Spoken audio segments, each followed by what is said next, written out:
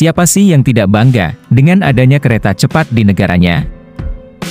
Bisa dibilang kereta cepat salah satu transportasi yang dapat diandalkan, karena cepat dan menghemat waktu. Namun, di balik pembangunan infrastruktur, pembangunan kereta cepat tidak murah.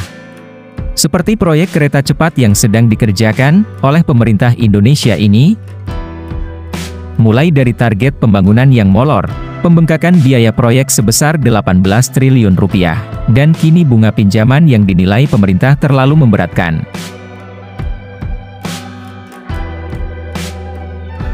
Jadi proyek kereta cepat termasuk untung atau buntung?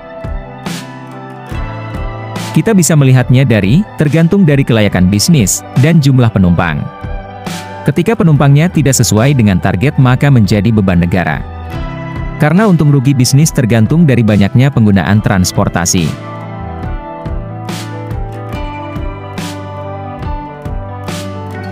Proyek kereta cepat membuat Indonesia masuk utang jebakan Cina. Salah satu negara yang sudah terjebak utang Cina adalah Sri Lanka, di mana pelabuhan internasional Hambantota yang terletak di sepanjang pantai selatan Pulau Samudra Hindia diambil alih oleh Cina sebagai imbalan atas utang yang diberikan sebesar 1,1 miliar AS dolar. Pasalnya, sesuai kesepakatan, Cina memiliki 85% saham dari pelabuhan dan berhak mengantongi sewa dari pelabuhan itu selama 99 tahun. Kereta cepat Jakarta-Bandung sebenarnya pertama kali diajukan oleh Jepang. Melalui Japan International Cooperation Agency, JICA, mereka telah menggelontorkan modal sebesar 3,5 juta AS dolar pada 2014 untuk mendanai studi kelayakan. Nilai investasi kereta cepat berdasarkan hitungan Jepang mencapai 6,2 miliar AS dolar atau setara dengan 91 triliun rupiah, di mana 75% dibiayai oleh Jepang berupa pinjaman bertenor 40 tahun dengan bunga 0,1% per tahun. Namun di tengah lobi Jepang, Cina tiba-tiba muncul dan menawarkan nilai investasi lebih murah sebesar 5,5 AS dolar miliar atau setara 81 triliun. Cina juga menjamin pembangunan proyek ini tidak akan menguras dana APBN Indonesia. Tawaran Cina itu diterima Indonesia dengan menerbitkan Perpres nomor 107 tahun 2015.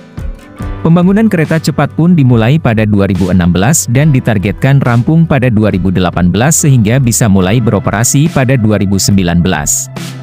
Hingga akhir Maret 2023, progres pembangunan kereta cepat Jakarta-Bandung sudah mencapai 88,8% dan dijadwalkan akan diresmikan pada Agustus 2023. Suara keberatan atas pembangunan kereta cepat Jakarta-Bandung sudah mengemuka sejak proyek ini dicetuskan. Pegiat dan peneliti transportasi, pelaku bisnis, dan masyarakat mempertanyakan prioritas rencana ini di antara target Presiden Jokowi membangun infrastruktur di luar Pulau Jawa.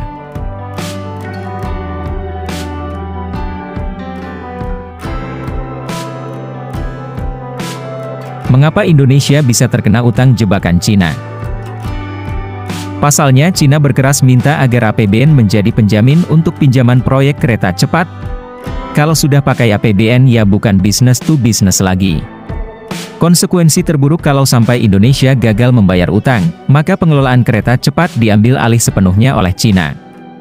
Indonesia disebut harus menjadikan kasus kereta cepat Jakarta-Bandung sebagai pelajaran agar tidak asal menggarap proyek infrastruktur yang tidak menghasilkan dan akhirnya terancam terperangkap dalam jebakan utang Cina.